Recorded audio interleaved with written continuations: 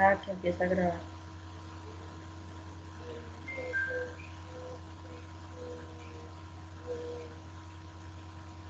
Bueno, muy buenas tardes. Este es un debate que vamos a hacer acerca de la lengua, la cultura e identidad. Primero que todo, hago una presentación. Estamos en este grupo Lida Zamboní, Daniela Ibarra, Estefanía Gómez y mi nombre es Franci Gómez Quinayas. Vamos a presentar cada parte. Yo elegí el tema que es cultura, el cual realicé el Padlet, eh, y les voy a dar una breve explicación acerca de lo que es la cultura.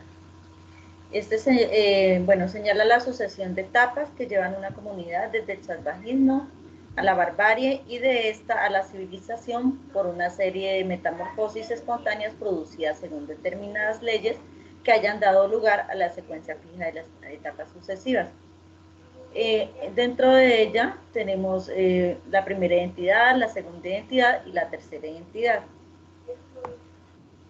En parte de la cultura, tenemos cultura con mayúscula, que se refiere a la cultura que es conocida como la región, la tradición, la cultura de un país, su historia, su literatura.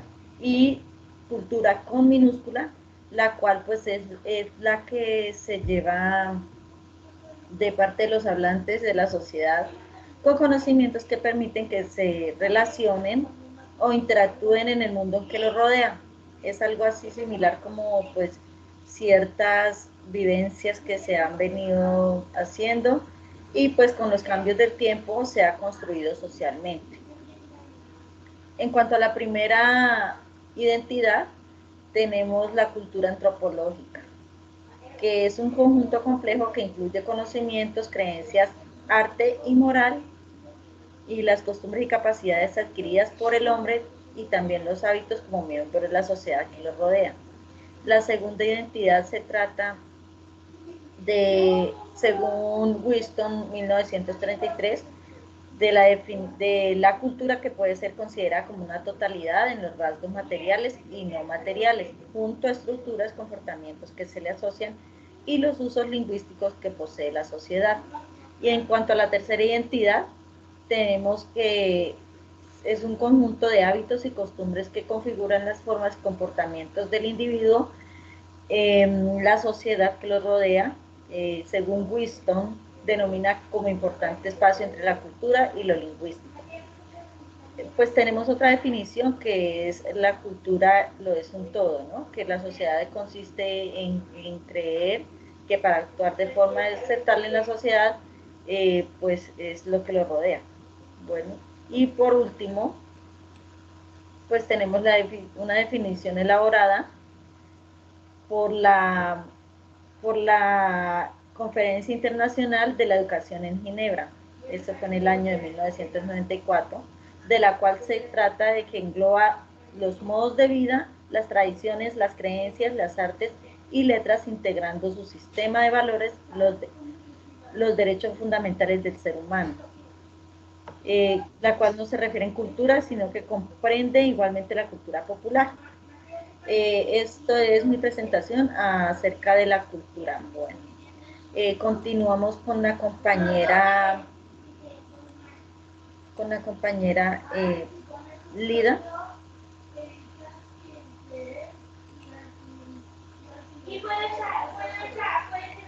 Lida, quien está Eh, encargada del relativismo lingüístico, compañera. El otro Padlet, por del relativismo lingüístico. Ok. favor.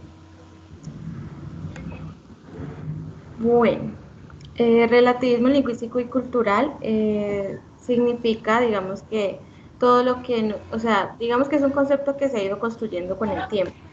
Y primero empezó con los pensadores Johann Herder y Wilhelm Bulton, quienes decían que la lengua y la cultura estaban, digamos, eran conceptos totalmente inseparables.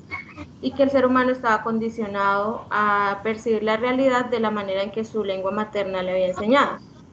Después llega la teoría o la hipótesis de Sapir-Whorf, dos pensadores que también se unificaron y tienen dos versiones, una que es como muy estricta, muy rigurosa y dice pues si a ti toda la vida te enseñaron esto, pues nunca vas a poder desapegarte y va a ser muy complicado, prácticamente imposible que entiendas otros términos o otras palabras de otras culturas.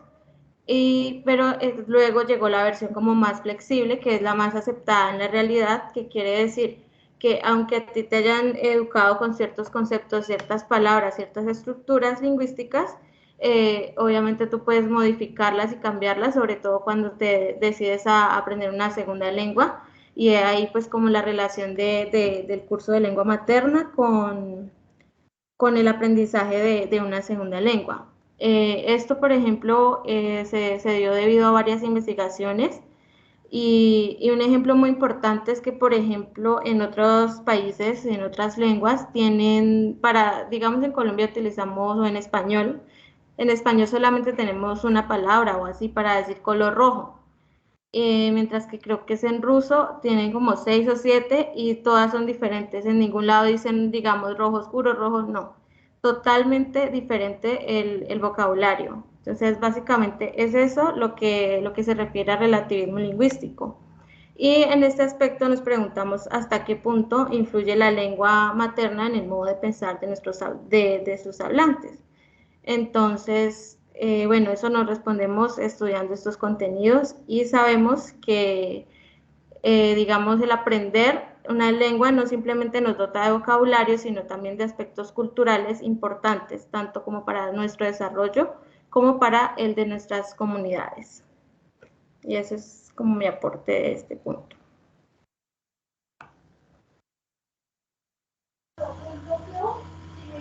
Ok, muchas gracias. Continuamos con la compañera. ¿De quién es él? Estefanía. Con Estefanía. Continúa, por favor. Listo. ¿Puedes mostrar el Padlet, por favor? Ya. Ok. ¿Qué colores? Entonces, azul.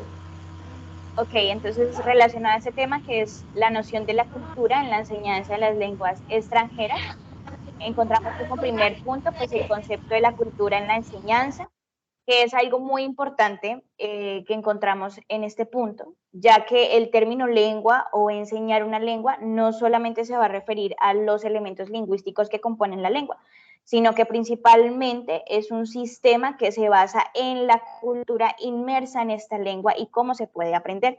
Entonces es aquí como en este tema nos podemos dar cuenta de la importancia de la cultura, de la gramática cultural, para poder dar una buena enseñanza de la lengua extranjera, que en este caso sería el español como lengua extranjera.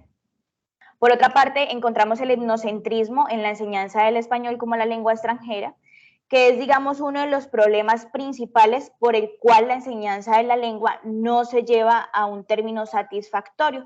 Y es porque al estar inmersos en una única cultura, tal vez en nuestra cultura como colombianos, en la enseñanza de otra cultura es muy difícil porque empezamos a catalogar todo como una universalidad y es ahí en donde nos quedamos enfocados solamente en un pensamiento y no somos capaces de ir de un pensamiento local o nacional a un pensamiento global que en realidad nos lleve a ir descubriendo muchas cosas. Entonces, en este proceso de enseñanza-aprendizaje de una lengua extranjera, pues siempre nos preguntamos nosotros como futuros docentes cómo vamos a lograr este objetivo, de que en realidad los alumnos que tenemos a cargo puedan llevar un aprendizaje total de la lengua. Y es ahí en donde en realidad entra la competencia sociocultural como parte principal que nos aportará un gran valor para que los estudiantes puedan pasar de ese pensamiento local, de ese etnocentrismo a algo global y en realidad poder estar inmersos en esa nueva lengua que están aprendiendo. Es así como muchos institutos, especialmente el Marco Común Europeo, nos presenta unos parámetros para la enseñanza de la lengua, porque nosotros como docentes muchas veces nos preguntamos, pero bueno, ¿cómo hacemos ahora para enseñar todo esto que nos dicen?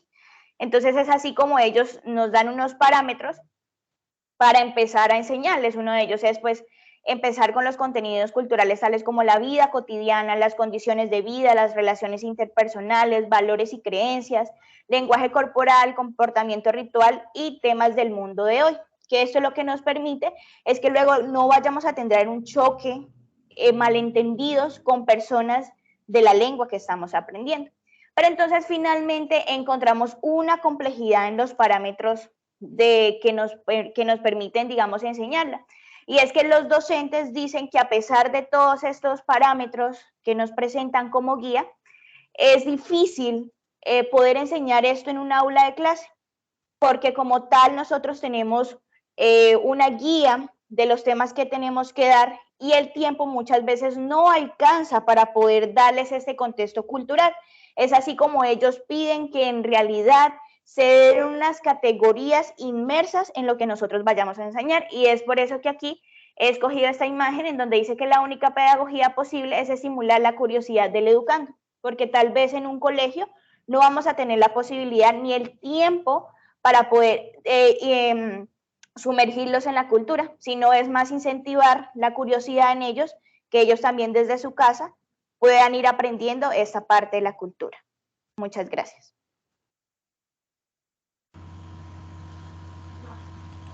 Ok, bueno, muchas gracias compañeras. Ahorita tenemos el aporte de la compañera Daniela Ibarra. Continúa, por favor, Daniela.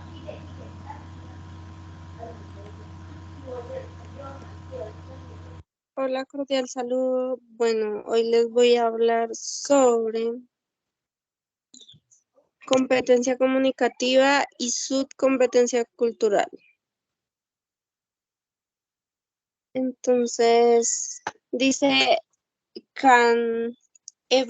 Evanet que quien distingue la competencia sociocultural de la competencia social o comunicativa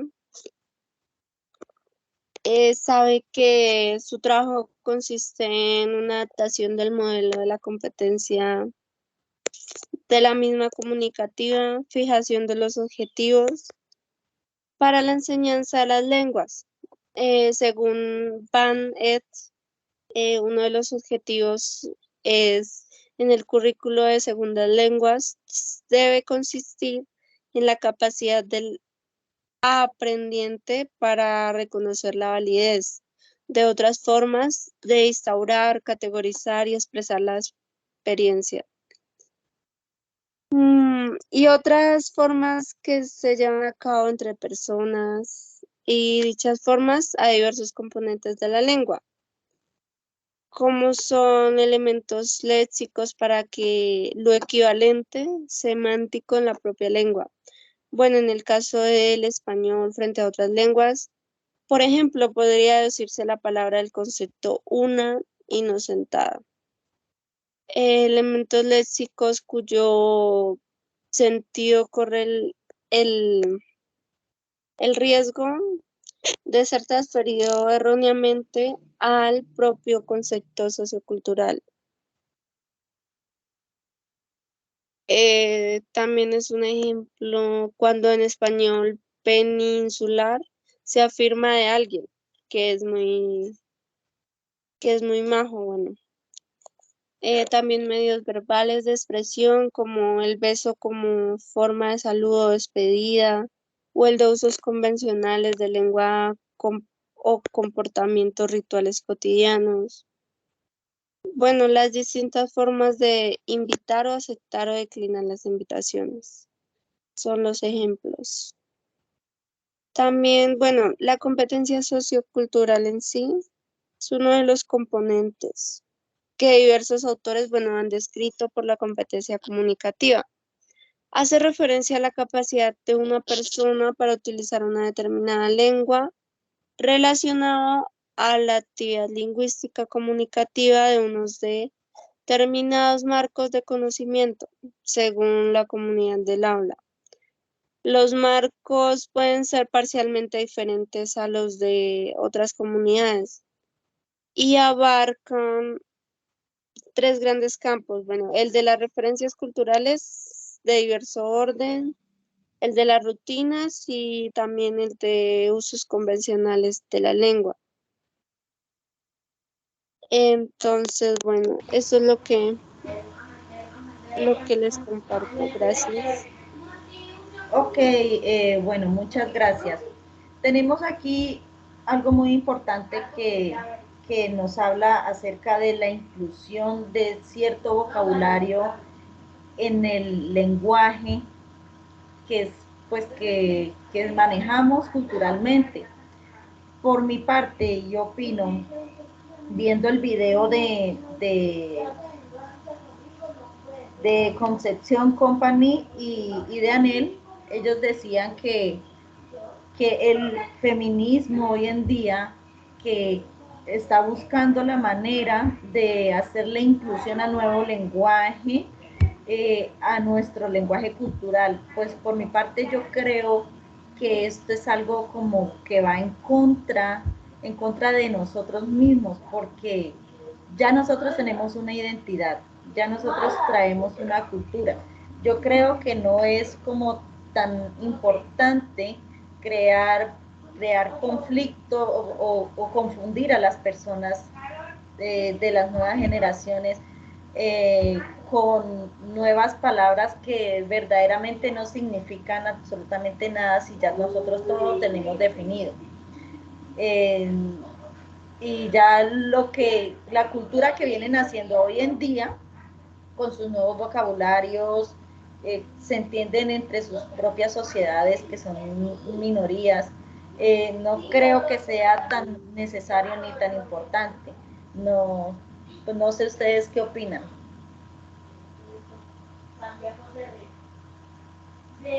Acerca de esto, acerca de la inclusión Bueno, del lenguaje. Pues en mi parte, una de las cosas que yo resaltaba del video es que ella lo decía al principio, ¿no? La gramática en sí no es que sea excluyente, porque la gramática ya es algo que está y no se puede cambiar, ¿sí? Sino que el problema radica en el discurso, en lo que yo voy a decir, es como, digamos, se puede llegar a malinterpretar la lengua. Entonces, aquí me baso también en un pensamiento de un escritor, de García Meseguer, que él dice que la pobre lengua es inocente, el sexismo lingüístico radica en el hablante o en el oyente, pero no en la lengua. Entonces, he ahí el problema. El problema es que nosotros, como tal vez en el momento en que estamos leyendo y estamos escuchando, somos más conscientes de lo que la otra persona dice. Entonces es ahí en donde empezamos a sexualizar el lenguaje o a creer que realmente estamos siendo excluidos, dejando atrás o no mirando que muchas veces nosotros como emisores o como personas que hablamos no le ponemos cuidado tal vez a lo que decimos y puede llegar a que la otra persona lo malinterprete o no llegue a ser concebido como nosotros lo querríamos decir. Entonces digamos que en esa parte concordaba con ella en lo que decía que, bueno, en primer lugar, el lenguaje es nuestra tarjeta de presentación, ¿sí? Nosotros podemos tener muchas cosas, pero en el momento en que estamos hablando es donde se nota realmente el tipo de persona que somos. Entonces, en mi caso, digamos que no considero o no me parece correcto esto es que se está viendo ahora de cambiar las vocales a u o por la e, ¿sí? A mí en realidad eso no me parece y estaba pues me concordaba con ella porque decía, ok, si quieren en realidad las feministas empoderarse, pues más bien empiecen a poner las palabras por femenino, ¿sí? Hay palabras que en realidad no se pueden decir como ingeniero, solamente se dice ingeniero, no se puede decir ingeniera. Entonces esa es parte de la cultura de nosotros, que empecemos a esas malas prácticas tal vez del lenguaje con nuestra educación, nuestra noción educativa, a ir cambiando estas palabras que realmente sí se pueden Perdón, cambiar a un género femenino. Sí, señora. ahí es cuando yo entro al debate porque resulta que ya está la palabra, como, bueno, ese pequeño ejemplo, ya está la palabra ingeniero, ingeniera. Entonces, ¿a qué le vamos a llamar ingeniere si no existe un tercer sexo? Está hombre, está mujer. Entonces, no podemos cambiar el vocabulario si no existe realmente. Entonces, para eso tendría que, pues, como pensamos, tendría que llegar un extraterrestre para ahí sí decirle, ¿sí? Porque no se trata como de, o sea, ¿a qué le vamos a llamar? Si es un hombre, si es una mujer, ya, si todo está estructurado. Entonces, cuando estamos hablando ahí, no estamos excluyendo, estamos generalizando, pero generalizar no es excluir, ni discriminar, ni nada de eso, para mí. Entonces, no sé, pues yo opino eso por mi parte. No, sí, claro, y concuerdo con eso, porque es que en realidad lo que pasa es que en el diccionario de la RAE muchas palabras solamente se encuentran en masculino, por ejemplo, como el caso de ingeniero, o sea, en el diccionario no está incluida la palabra ingeniera.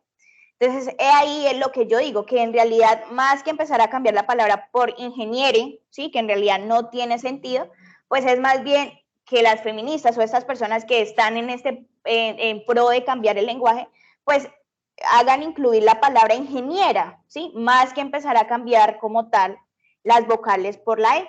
Entonces, digamos que es eso, muchas veces nosotros, o ahora se ve que la culpa es del lenguaje o de la gramática, pero en realidad no es así, ¿sí? Es más que todo lo que ellos quieren imponer. Entonces, pues sí habían cosas en las que estaba de acuerdo con ellas, pero pues en este tipo de cosas sí no estoy de acuerdo en cambiar hasta este punto el lenguaje. No sé, Lida, que tiene, la veo que creo que tiene que algo que decir.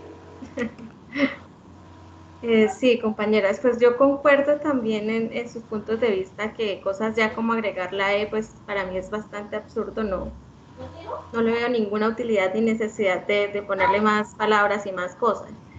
Un punto que sí quiero como resaltar y destacar del video es en el asunto que hablaban y decían, por ejemplo, cuando una mujer gana un premio y en la parte de los reconocimientos. Entonces, bueno, tal persona ganó esto, ¿no? Pero cuando hablan de una mujer siempre es como que, mira, ella está casada, tiene tantos hijos, sus hijos se dedicaron a esto, etcétera, etcétera. Y en los reconocimientos hacia los hombres, generalmente eso no aparece, o sea, aparece como que estudió tal cosa, hizo tal cosa, y nunca uno sabe si son casados, tienen hijos, si, qué están haciendo los hijos. Generalmente eso no se le da importancia. En el caso de las mujeres, sí. Entonces, más que cambiar palabras y cosas, hay que, digamos, ver qué discursos estamos aceptando socialmente, o sea, qué estamos permitiendo, qué uso estamos permitiendo que le den como a nuestra lengua materna, para qué la están utilizando y cómo la están plasmando en los diferentes medios de comunicación. Más bien es como exigir cierto respeto y que se nos valore la identidad como personas, sino porque somos mujer o hombre, ya tengan como unos enfoques 100% diferentes. Básicamente es eso, compañeros. Como que le ponen una estructura a si una mujer no hace esto a tal edad, entonces no ha completado o no es digna de ciertas cosas. Sí, Como claro, estereotipos. sí, estereotipos. Daniela, no sé si tiene algo que aportar acerca de ello.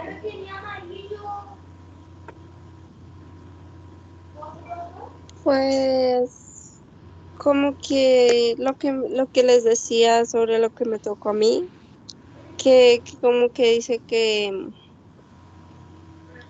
varias terminologías pues también confieren a la identidad propia, que eso se basa como en la sociolingüística, como lo que se socializa y también la competencia discursiva. O sea, creo que la identidad propia, bueno, sigue siendo, o sea, como la palabra ahí, pero pues sí se le puede dar otro sentido, no sé.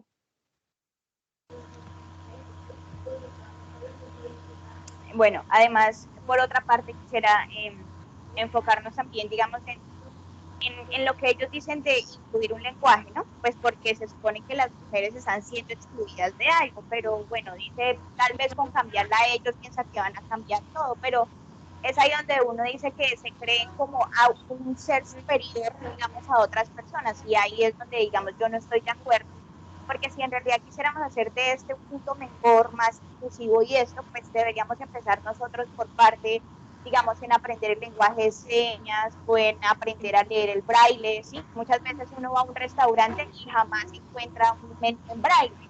o una persona que sepa hablar en señas. Entonces, digamos que eso es la incoherencia que yo encuentro cuando creen que con una sola letra pueden cambiar todo, cuando en realidad hay muchas cosas que desde tiempos antiquísimos se llegan a estar realmente, esas personas sí son excluidas de todo, no solamente del lenguaje. Entonces ahí es donde yo digo, pues en realidad ahí es donde deberíamos pensar en otra cosa. Enfocarnos más bien en la inclusión verdadera, pero de las personas que no tienen la oportunidad pues de tener todos los sentidos, o no sé, todas sus extremidades, sus capacidades de hacer lo mismo que nosotros, los que afortunadamente lo tenemos todo. Bueno, pues esto sería demasiado largo, pero pues yo creo que por hoy es todo y vamos a seguir estudiando acerca de la cultura, que es algo muy importante, ya que nosotros pues vamos a ser unos futuros docentes. Debemos de tener muy bien en claro y estar establecidos mentalmente para darle a las nuevas generaciones conocimientos que aporten a la sociedad, saberes y cultura. Bueno, pues yo me despido. Muchas gracias por la asistencia y que estén muy bien. Igualmente. Que Hasta estén luego, bien, muchas gracias. compañeras. Adiós.